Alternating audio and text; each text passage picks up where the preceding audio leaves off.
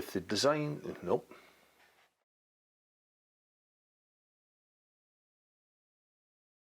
Released a huge number of add-on peripherals.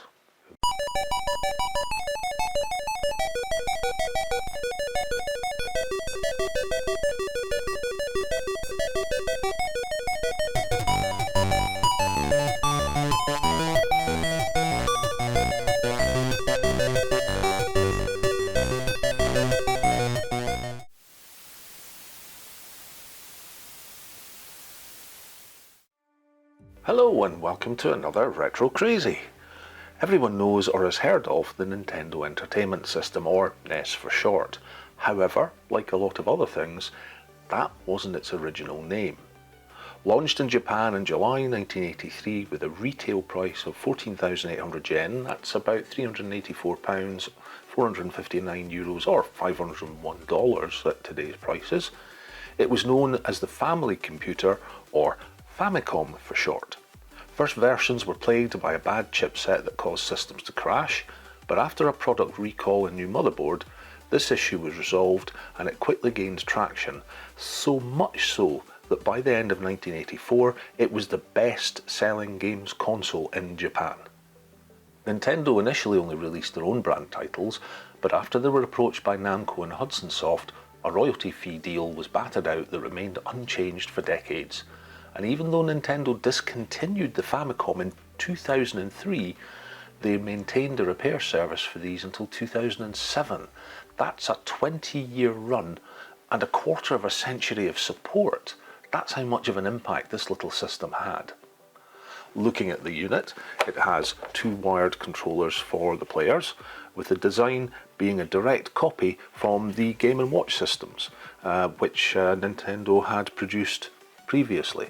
What's interesting is the second controller also included a speaker, though I'm not actually of the belief that many systems actually supported that. Unlike the US and European systems, this is a top loader and the cartridges are much smaller, more like the later SNES or the Super Famicom as it was known. Nintendo also released a huge number of add-on peripherals, most not making it outside of Japan, however those are for another video. I bought this direct from Japan using a proxy service called Zen Market. This video isn't sponsored, however I do like Zen Market's approach, ease of use, and the packaging on receipt is superb.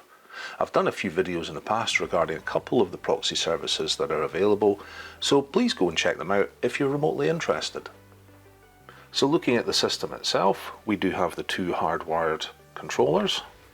We've got our cartridge slot, which is hidden behind this dust cover. We've got an eject, which operates two levers down at the bottom. We've got power, reset. On the front we have another expansion port, which is just here. Nothing on either side. On the back we have RF, channel 1 and 2, game TV and power in, and nothing on the underside. Now this is in very grubby condition. I've no idea if it works, so let's break out the blue mat and let's get this thing apart. So now we're on the mat. I've already put the controllers out the way so that they're not too bad. These are going to need a good clean as well. There are 6 screws to each one, and on the underside of the Famicom there are also 6 screws. So I'm going to start by using a Phillips screwdriver just to break the seals on some of them. Oh no, not all of them. You can hear the crack as the pressure breaks. That's a good sign. That's normally a sign that nobody's been in, and now that they're loose, we can strip the console.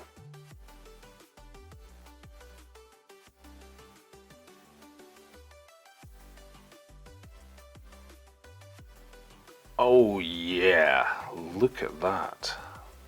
Good solid Japanese dust bunny. Lovely. We can see everything is dusty and grubby.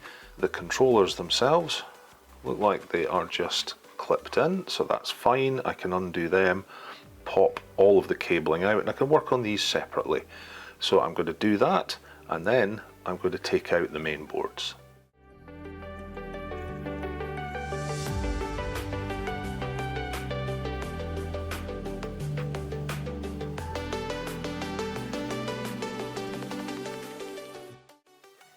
And there we have it. It's down to basic component parts, and it's disgusting.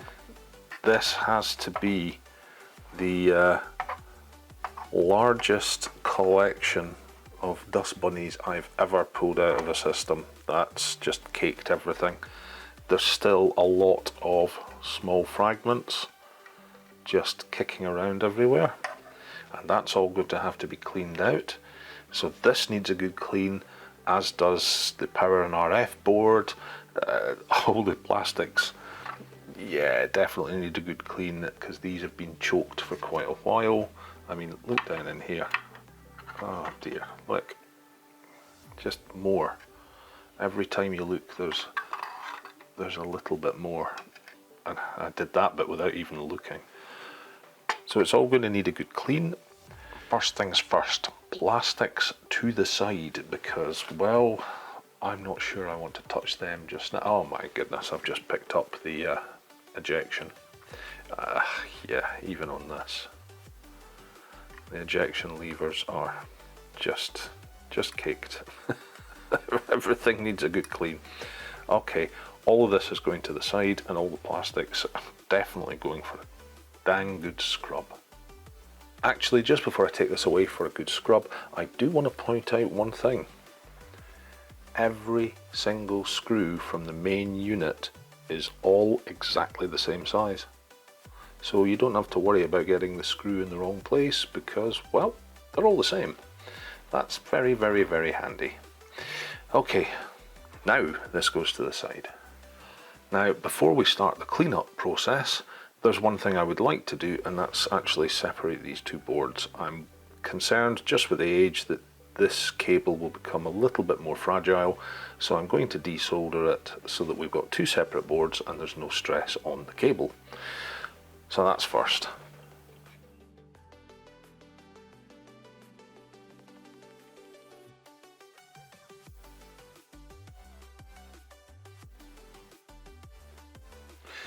And there we have it, the two boards separated, lots of solder, and lots of, yeah, dust bunnies.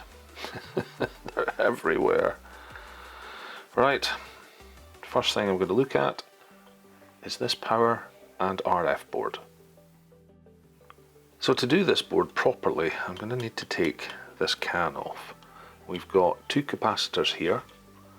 I've got what looks like an LM7805, so a 5-volt regulator here, but I also have tucked inside, I don't know if you'll see those, down in here, trust me on this, there are another two electrolytic capacitors which really need replaced, so giant pain in the backside, but this can's got to come off.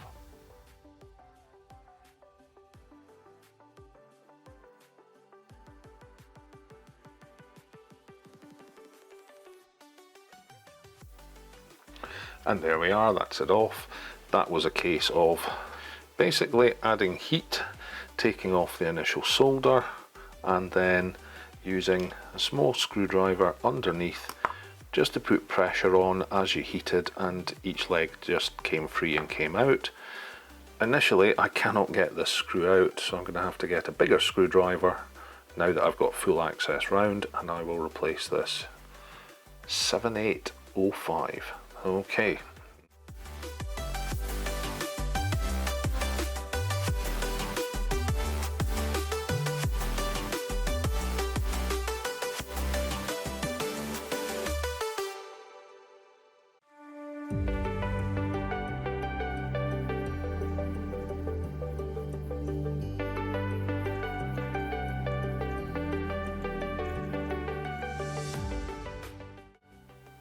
And there we go, that's the power and RF board, all cleaned, recapped, deoxyed in the switches to clean them, and I've cleaned up the connecting point for the RF, so that hopefully we get the best quality RF signal, although that's never great. So let's pop this to the side and let's look at the mainboard. So the mainboard is disgusting. It's the only way to describe it. We've got two caps here, so yeah, let's give it a quick dust, remove the caps, give it a good clean, replace these two caps, and maybe run a little bit of deoxit into the switch.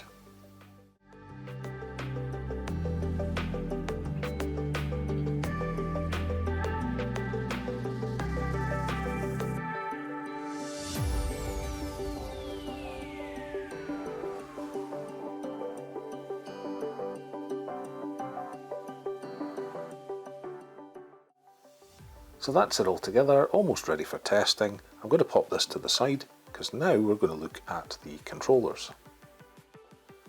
So controller 1 and controller 2 are going to need a good clean. We looked at it earlier and we could see that there were 6 screws on the underside, so let's pop them out and we can get the plastics away for cleaning, the buttons away for cleaning, and I'm going to go over the cable or both cables and give them a good clean as well, because while that one's not too bad, yeah, this one's decidedly furry.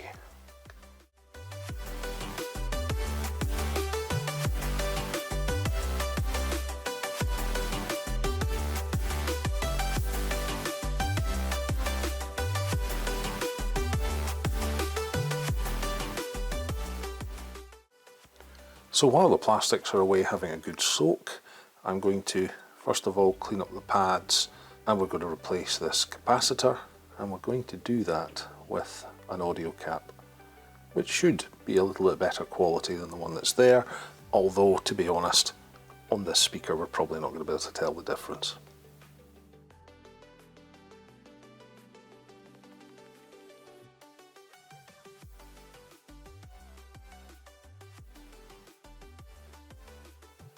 And there we have it, nice shiny new Nichicon audio cap replacing a standard Nichicon cap, although that's coming up to 40 years old, so yeah, let's just ditch that. Right, let's go back to the plastics, get them finished, clean these cables, and then let's reassemble everything.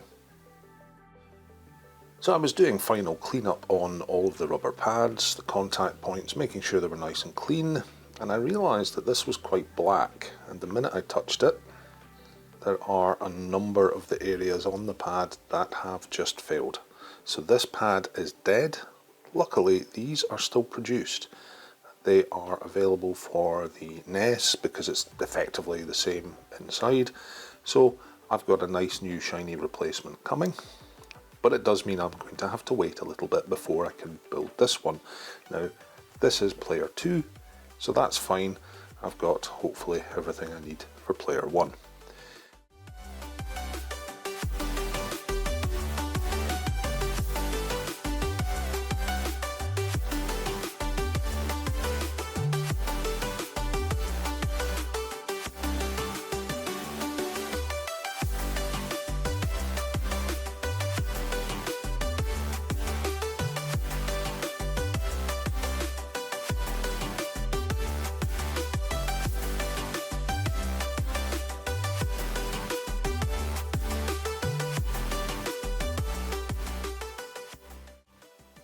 Now look at that difference. That's genuinely like night and day. It's like a different machine. Although I do need to put in a plug. The dust cover for the front. There we go.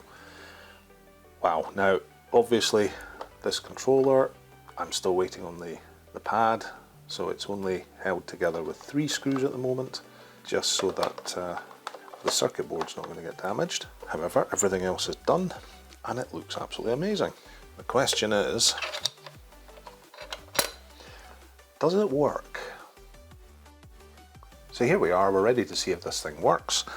I am missing one thing, and that's a power supply, because obviously this didn't come with one, and even if it did, it's a Japanese power supply which is 110 volts, no good here in the UK where we're 240.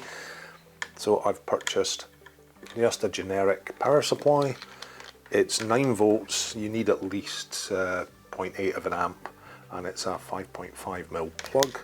So let's plug this in. Hopefully I'm ready.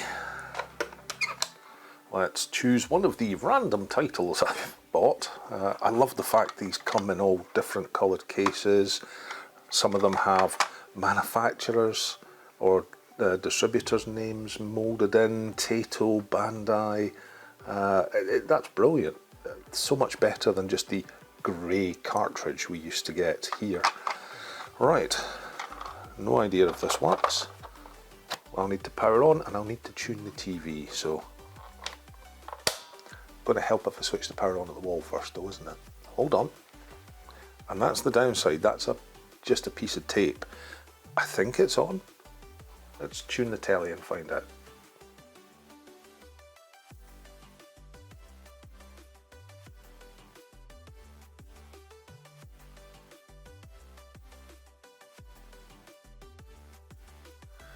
Okay, well that's odd.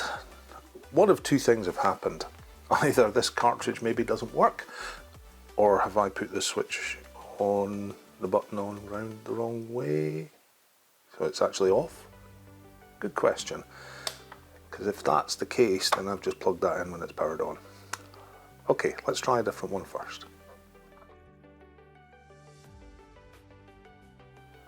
So a little bit of online checking, and the most probable issue that I'm going to face is the fact that this is an old NTSC-J RF output, and my more modern telly might not accept it.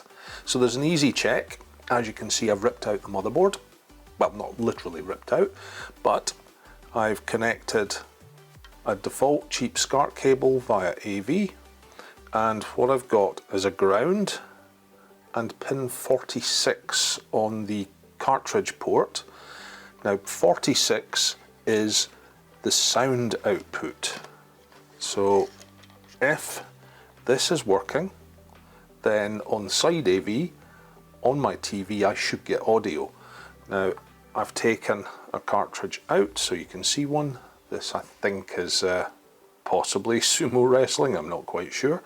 I've given the pins a good clean, so we're going to drop that in. We're going to take power as normal, and if everything goes to plan, then we should get volume. So let me turn the volume up on the TV and see what we get. Here's hoping.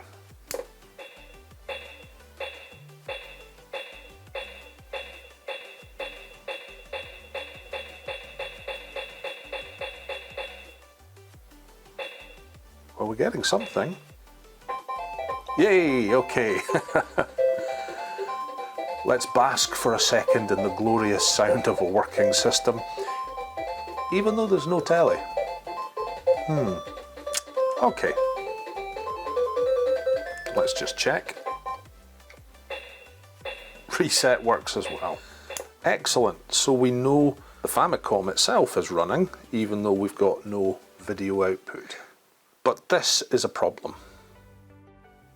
So it's actually weeks later, and I received a whole bunch of stuff while I was away. So I've received a couple of pieces I need, and obviously all the parts I needed for replacing this poorly broken pad. I've taken a complete fresh set and fitted those, so that pad is now all done. However, back to the actual main board itself. So I've got an audio video cable, and I've got a kit, and this kit is an AV mod kit.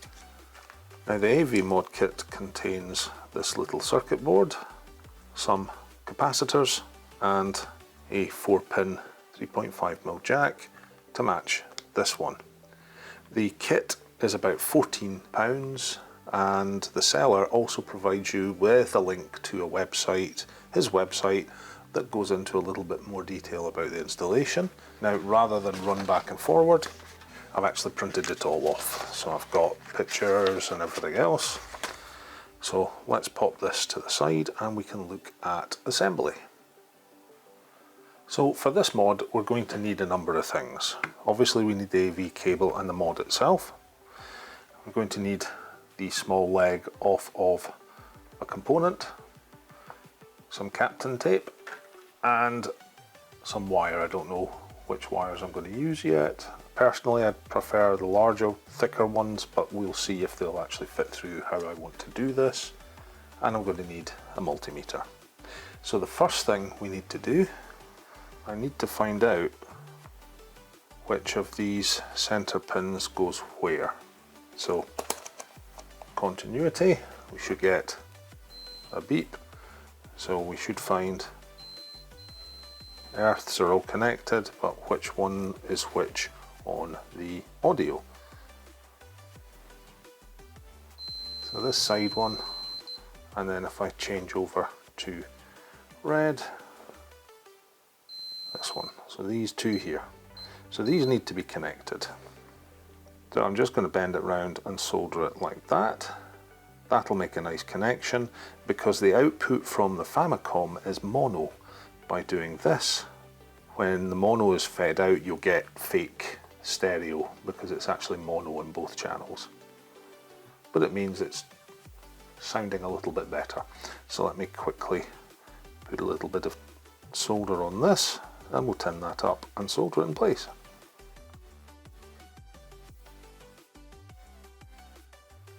And there we are, that's it done. And I'm just going to put the nut on rather than having a random nut falling about, because I'm not going to fit this through the case because I don't like damaging the original case.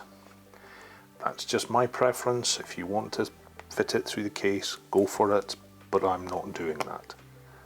The only other thing I need to do while I remember is double check which one the video is. I'm going to guess it's the short one, with the larger one being the common negative.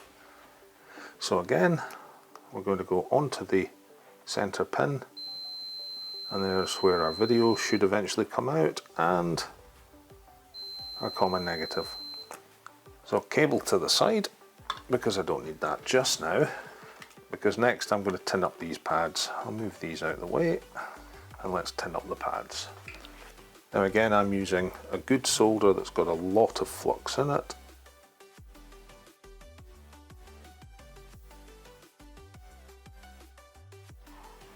And that's the pads tinned. So next I'm going to need some wire.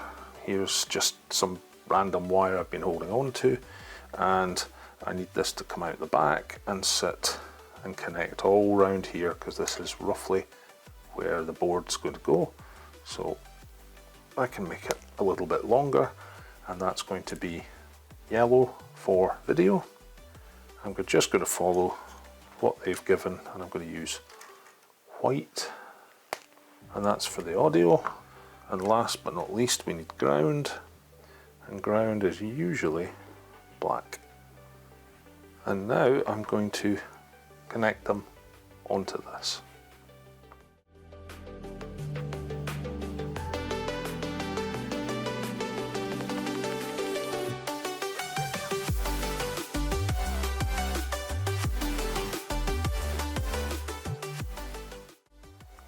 And there we are. We've got our common ground, we've got video, and we've got audio, which is linked between the 2 points. So that's superb. That can just sit to the side.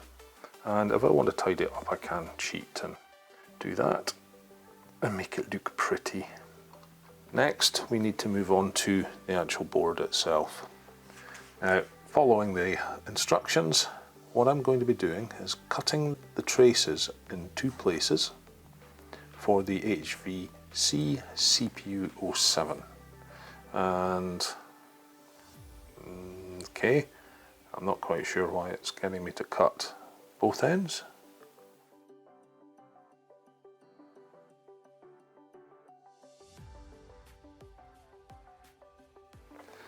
And let's make sure those traces are broken. Again, continuity mode on the multimeter. Nothing from the cut to there, and that cut to there, nothing. So completely dead. And next on our list is step 9. So first of all, I've got to desolder this transistor, which is this one here. And then I've got a couple of capacitors to fit.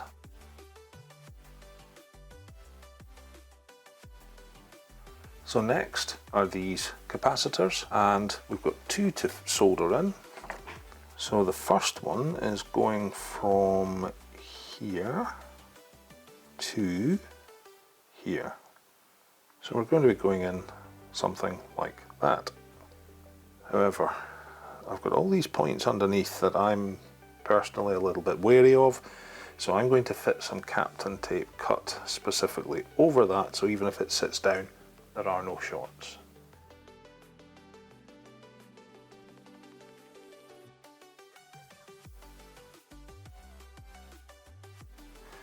And next, the second one to go in here, we were talking about this point here up to this one here.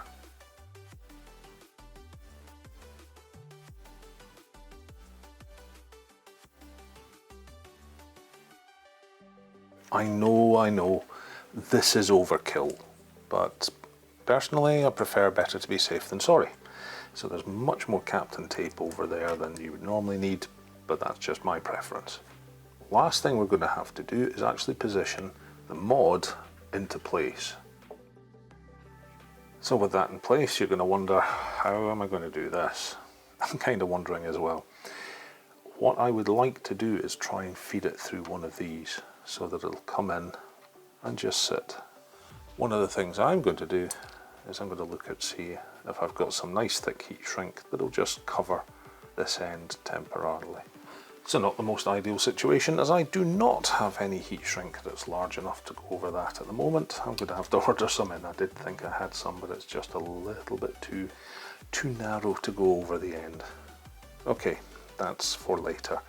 Let's see if I can get these cables through at the same time as one of the controller cables.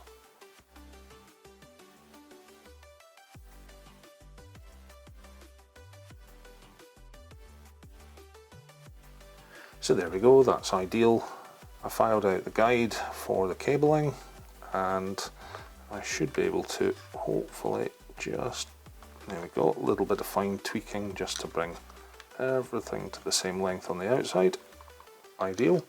It's all routed through to where it needs to go, and that is basically there. I'm going to use some Kapton tape just to temporarily hold it in place, but that's ideal, that's perfect, that's just where it needs to be.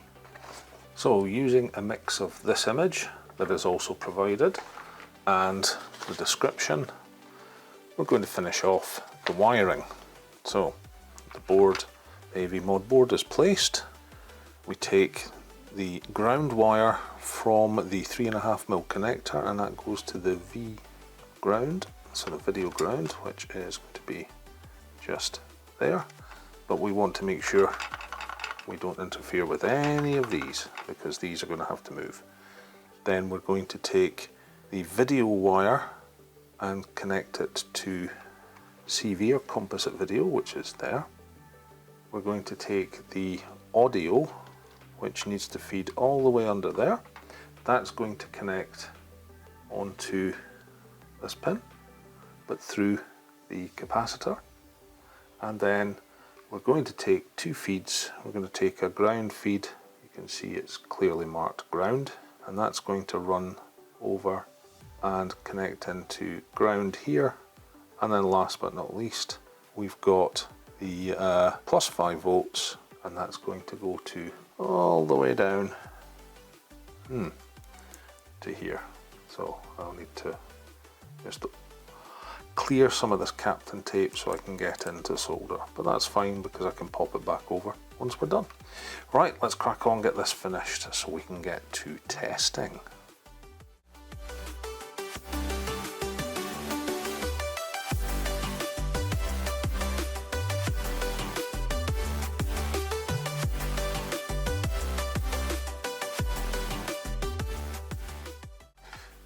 Okay, with that done, it's time for me to do a final inspection, make sure that I've connected to the right pins and there are no shorts. I can then hopefully put the base back on and we can test this. So back in a moment. Right, here we are at testing. I can see nothing wrong with the AV mod. It's now fully plugged. You can hardly see it. Hold on. It's now fully plugged in. So let's see if we get anything on screen. So here we go. Let's see if anything happens. Do we get video? Oh, there we go. Look at that. Superb. Audio as well. That's what we could hear but couldn't see before. So there we go. Yeah, I have no idea how this plays.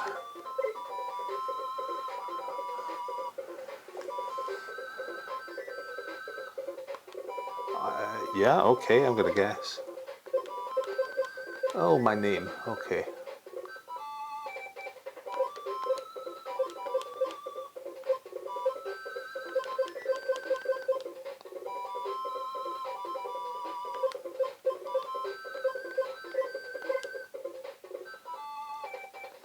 Yeah, whatever that means. Start. Oh, look, I'm 13. Great.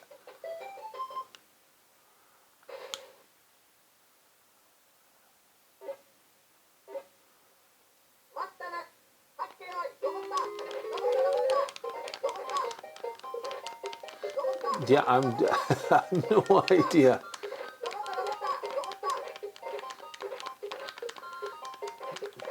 Yeah.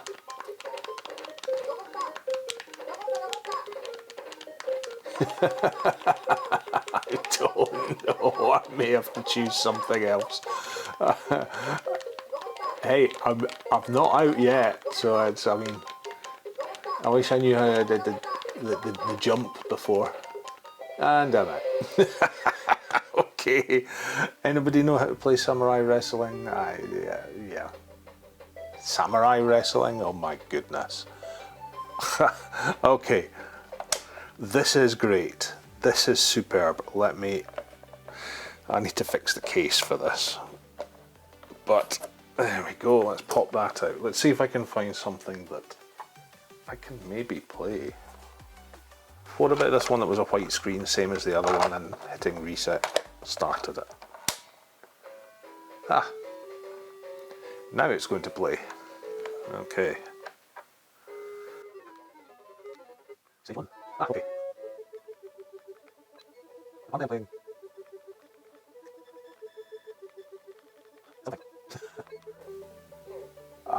Okay.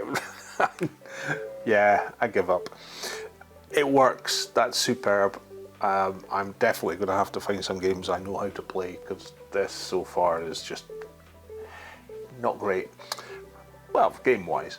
However, it's now fully working. It's clean. It's got a... Yeah, that cartridge isn't great. That cartridge definitely is not great. Yep. So that cartridge needs a clean. That little bit of movement was enough for it to stop. Okay. Something we need to look at in the future. However, thank you for watching. Please remember, like and subscribe. And if you do want to do this AV mod, it's £14. I'll put a link in the description. Go for it. And I'll see you on the next Retro Crazy or Retro Crazy Mini Byte.